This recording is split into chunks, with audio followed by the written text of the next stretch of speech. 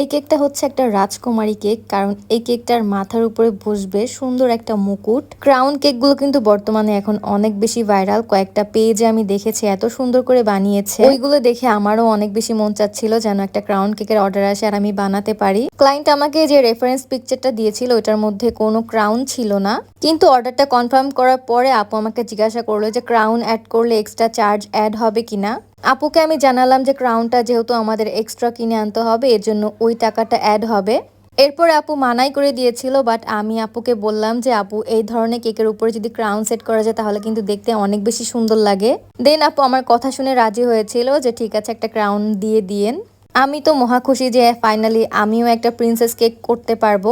আপু যেদিন অর্ডার করেছিল তার মেবি একদিন বা 2 দিন পরে আমি যে ক্রাউনটা আগে কিনে এনেছিলাম, মানে আমি যে কি পরিমাণে এক্সাইটেড ছিলাম আসলে বলার বাইরে। ফাইনালি যেদিন ডেলিভারি ডেটটা আসলো আমি ওয়েট করছিলাম যে কখন আমার ডেকোরেশনটা কমপ্লিট হবে আর কখন আমি ক্রাউনটা বসাবো। কালার কম্বিনেশন এবং সব কিছু কিন্তু আমাকে ক্লায়েন্ট আপু যে পিকচার দিয়েছিল আমি ওটার মতোই সেম টু সেম করার চেষ্টা করেছি।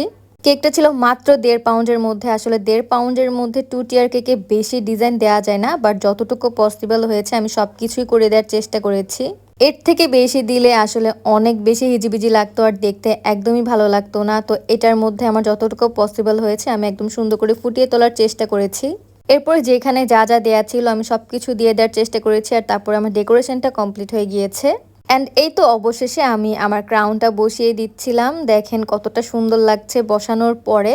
যদি কেকটা বড় হতো তাহলে ক্রাউনের সাইজটাও বড় হতো আর দেখতে হয়তো আরেকটু বেশি ভালো লাগতো, বাট ঠিক আছে আমার কাছে ভালোই লাগছিল দেখতে।